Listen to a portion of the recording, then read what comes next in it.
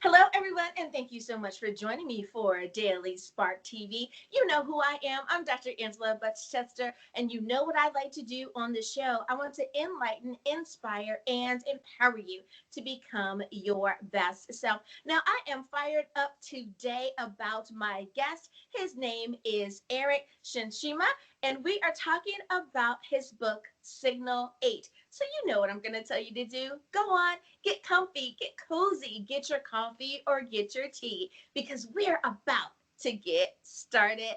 Hello, Erik. Thank you so much for joining me today on Daily Spark TV. Thank you very much, Angela. It's good to be with you. I'm so glad that you are able to make it. I love my international guests, so it's always a joy to have you on.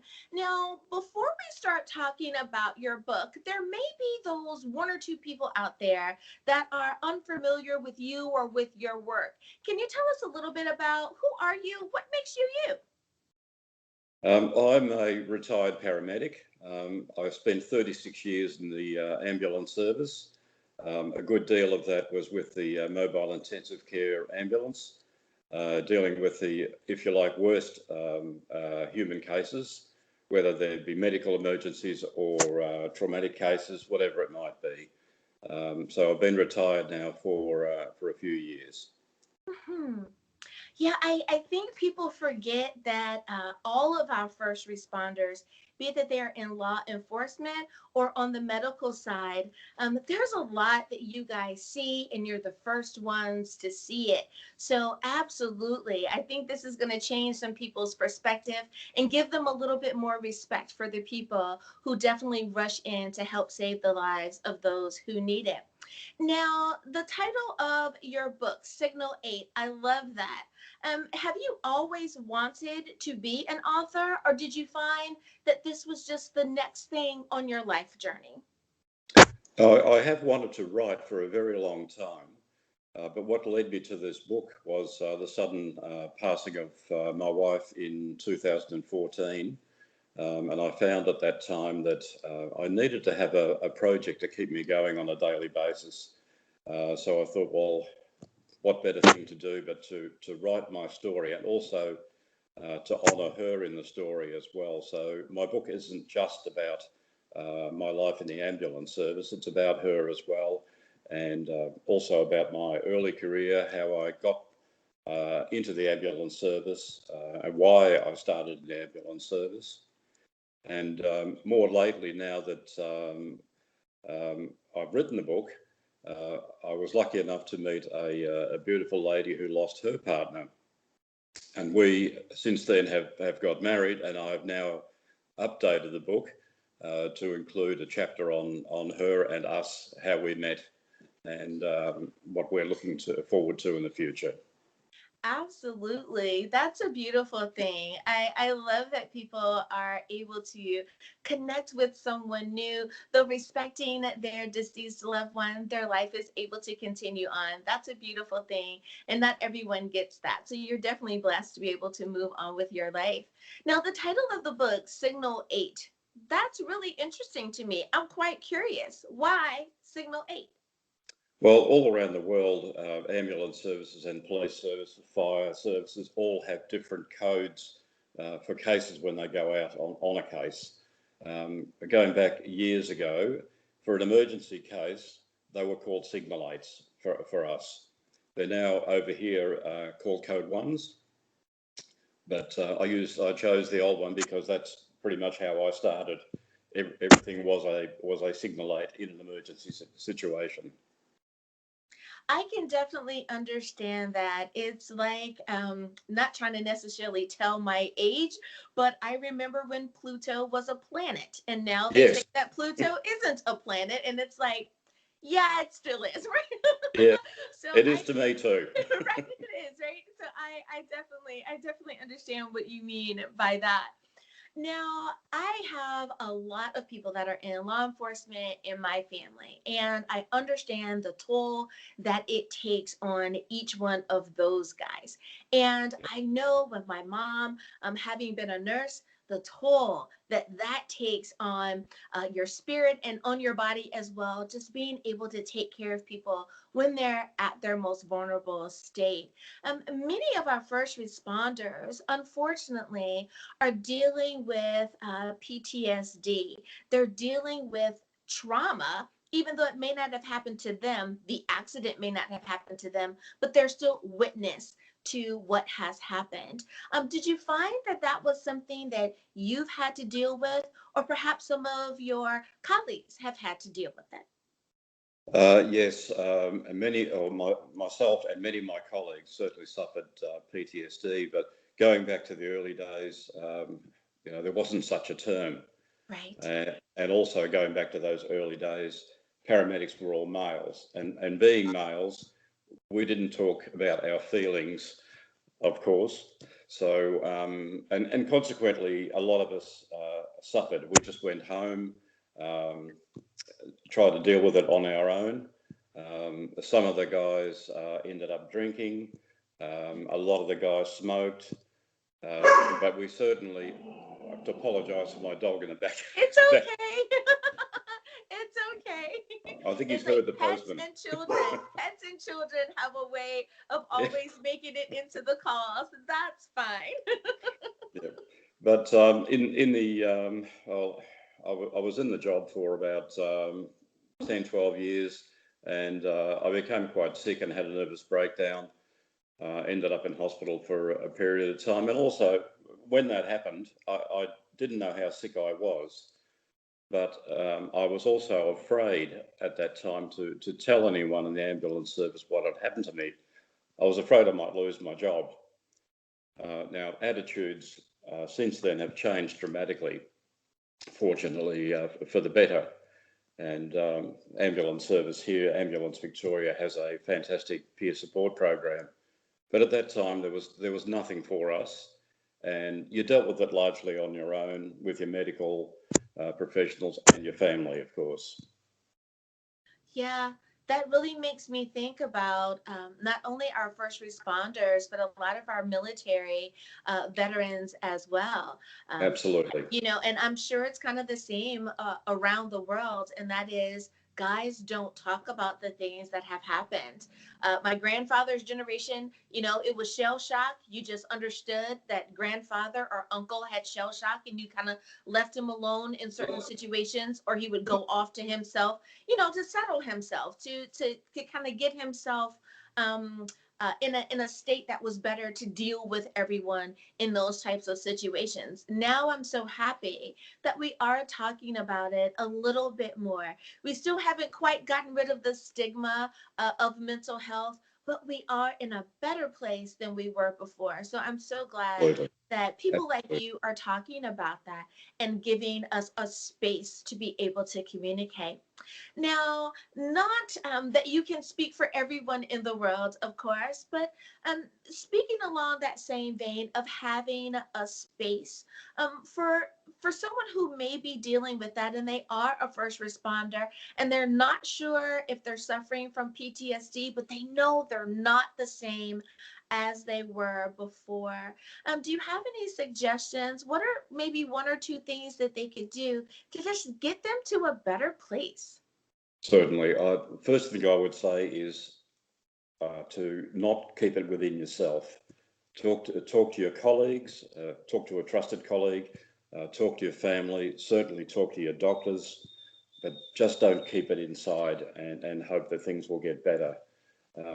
So that would be my key piece of advice, if you like, to just express it. Absolutely. I think that is a great bit of advice. And this is also a great place for us to take a break. Now, before we go, Erik, if you could please, can you remind everyone what is the title of your book and where can we get a copy? Sure, it's called Signal 8, an Australian paramedic story.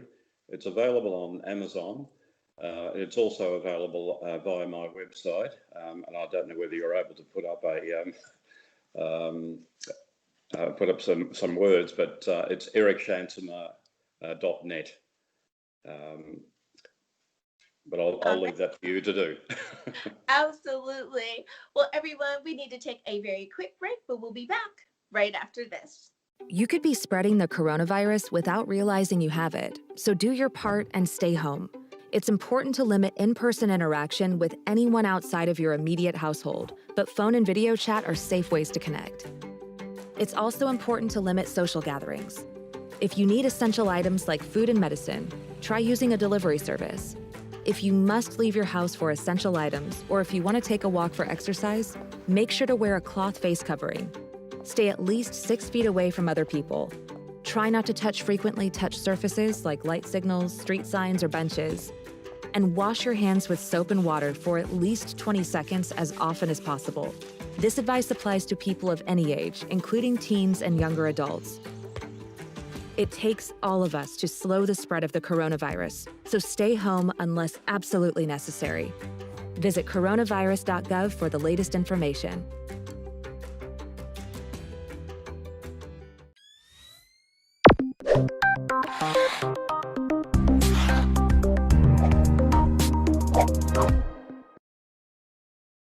And we are back. Thank you so much for joining me for Daily Spark TV.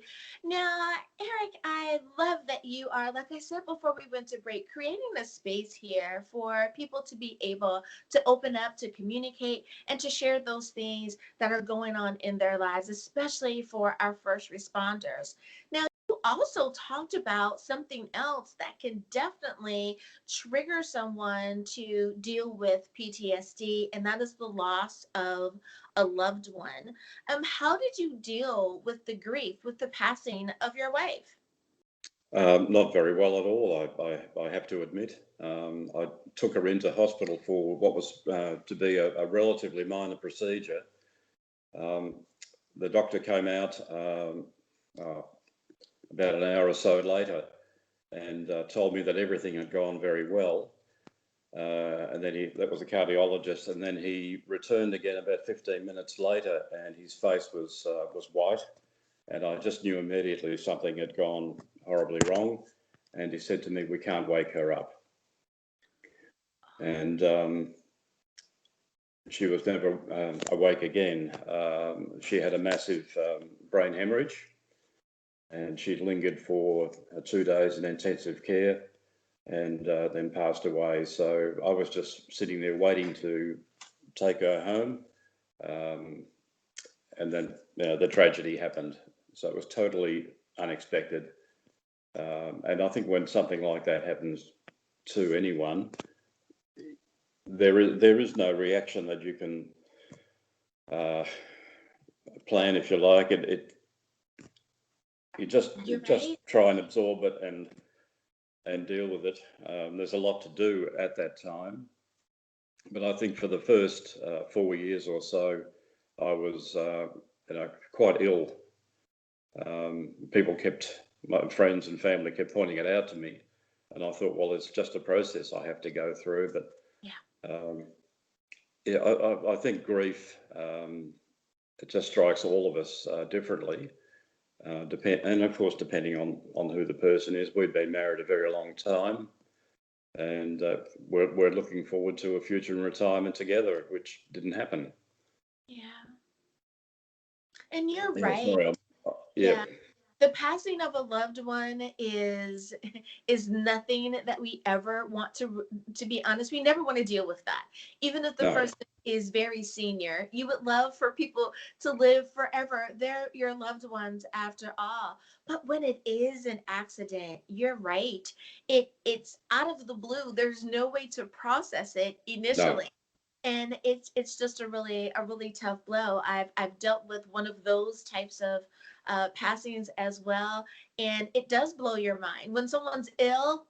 You kind of prepare yourself. You have time to gather the family. Everyone can say their piece and feel love in that moment, and you're able to grieve a little bit differently. But you're right. It really is a tough go when it's something like that. And another thing, absolutely, you cannot hurry anyone's grief. You No, can't you can't. rush anyone through the process. And I know that No, many times people say 6 months, move on. It's been a year, move on. But everyone grieves in their own right. Oh my goodness. Great point but that you made there. yeah, I am lucky though that because I really expected to stay in that place. I just set myself up a lifestyle of I know what I'm doing every day, but the grief was there day in day out, and I expected to live that way for the rest of my life. Um, Luckily, it hasn't turned out that way. That's right. Good friends introduced me to my wife Geraldine, and both of us have found love again, Yeah. totally unexpectedly, and it is wonderful. We still respect our late partners, Right. but now we do have a future, and I'm so grateful, and she is very grateful for that too. She's working today, sadly, but otherwise she can be here. Yes.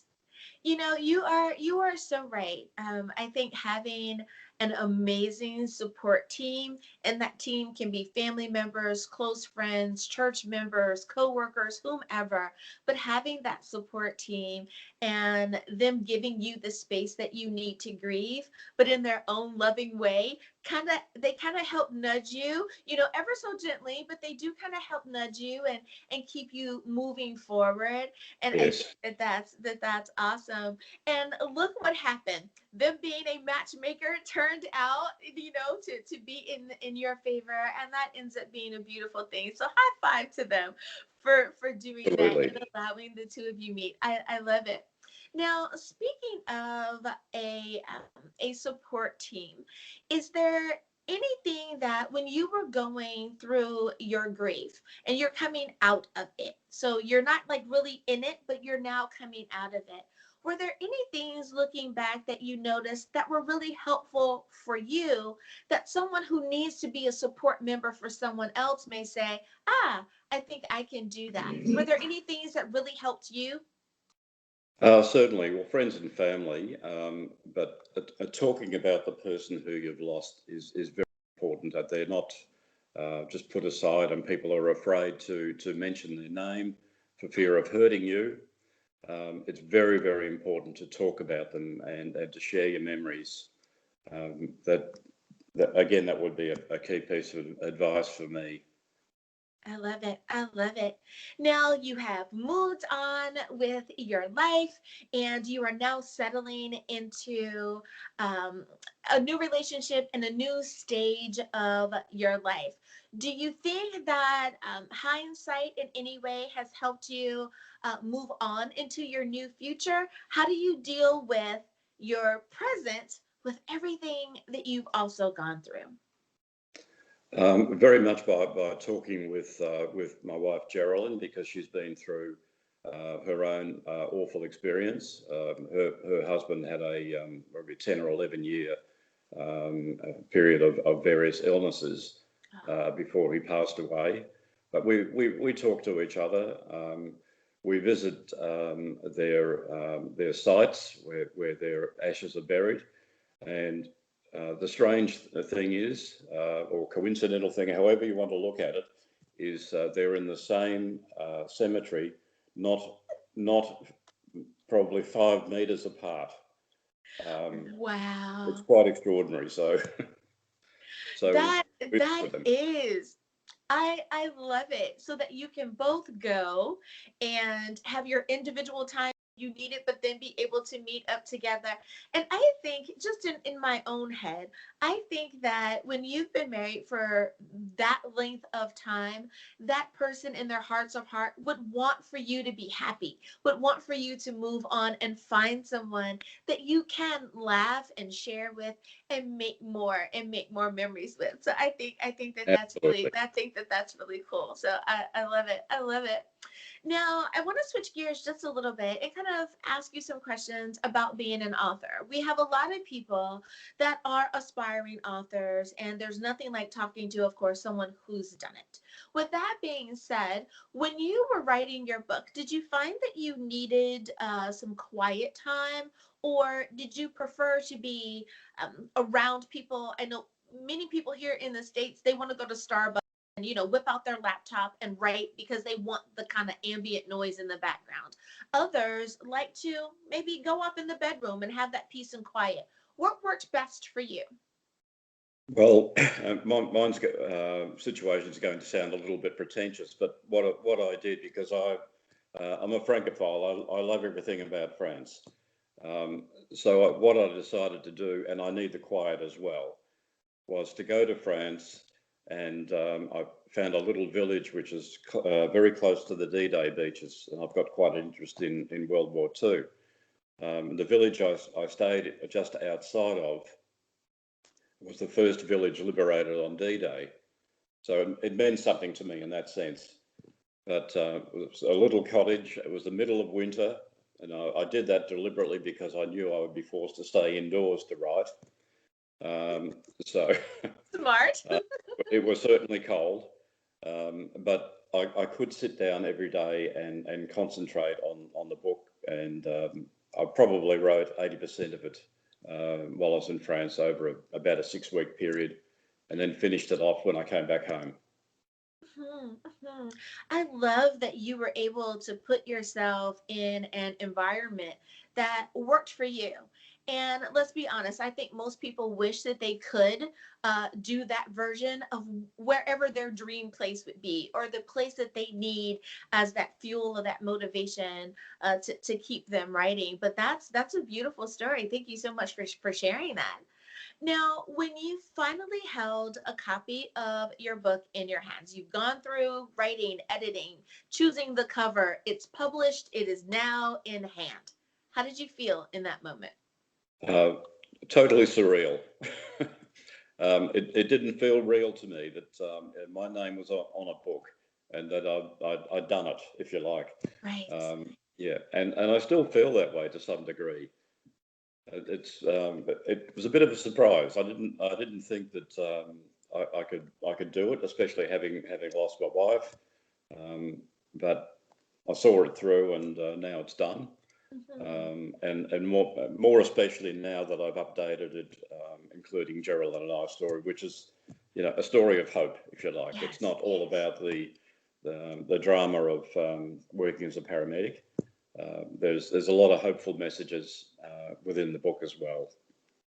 And I love that because that's what we all need. No matter what you're going through, we always need to have that little glimmer of hope. Now, my viewers know that I'm a breast cancer survivor, and that's something that I talk about all the time. We have to have something to get up for the next day. There's something that we Absolutely. need to do to be able to move forward. So you're right. Having that glimmer of hope really and truly does keep you in the right frame of mind. I love it. I love it. Now, for so many people, they write a book and they say, well, I really just wanted to get that particular message out. And I'm not sure if I want to write any more books. Others say, oh my goodness, I've been bitten by the writer's bug. So for you, do you think that there are more books in your future, or do you think this is it for now? Well, I'm very much concentrating on painting watercolours at the moment. It's my sort of major hobby. But I have started a book about my travels in France. So something completely away from ambulance Right. and my career. So I would love to write a book about France, and cover the time that I was there over a winter period, because France is quite different during that time. Often there's no one around in the winter. I don't know where they all go, but it's quite a different experience. That's true, because if we think about the times in which people speak on Paris, it is usually summertime in Paris. It's springtime in Paris. It's not wintertime. You are most correct. But like you said, I think that does fall in line with the bit of hope. Most people don't go to places that they really want to visit in the wintertime, unless, of course, it's to go to, a ski resort or something like that. They tend to go when it's warmer weather, but still beautiful nonetheless, I'm sure. I love it. Now, before I let you go, two more questions for you, and that is for someone who says, I like what Erik is talking about. I think I want to pick up a copy of that book. What do you want them, what is the one takeaway that you want for a reader of your book to make sure that they understand and they take away from it? I think for the layperson who's not involved in emergency work, to gain an appreciation of what we do and what current emergency workers do. And secondly, again, I'll use the word hope. I hope that people who read it, including emergency workers, get a sense of hope, and if they are unwell because of the job, that they can in fact seek help and get better.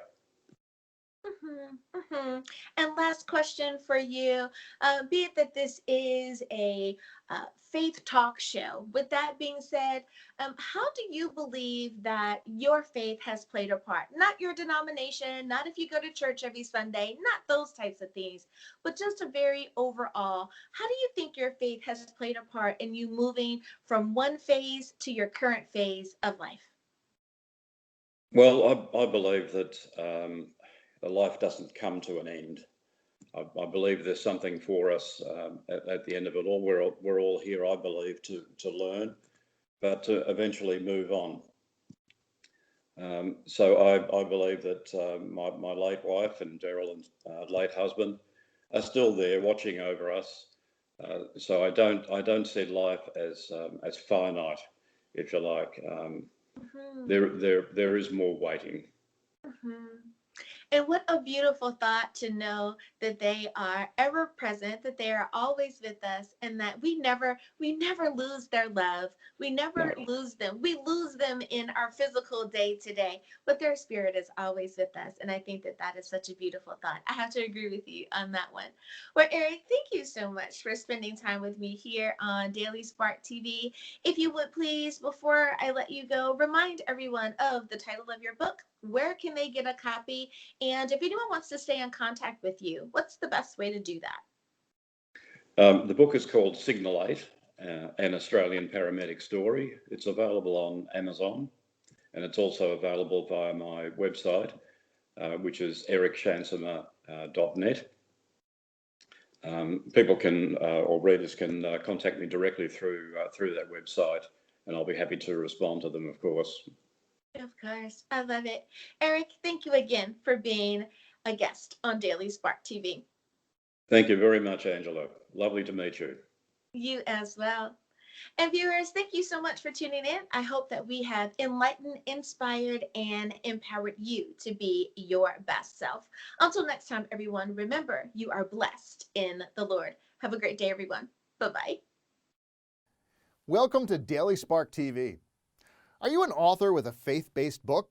Be a guest. Serious about your product or service and want to try something new? Sponsor an episode.